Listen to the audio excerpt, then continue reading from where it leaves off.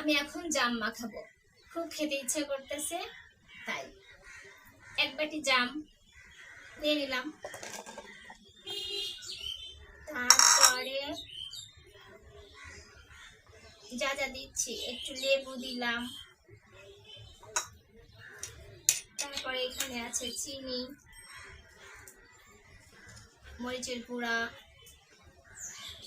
তারপরে জিরার গুঁড়া, তারপরে এখানে আছে ধনিয়ার গুঁড়া, সবকিছু ভাজা গুঁড়া, ঠিক আছে। এটা হচ্ছে লবণ, এটা হচ্ছে শুকনো মরিচ গুঁড়া, বিট লবণ, আর একটু সরিষার তেল।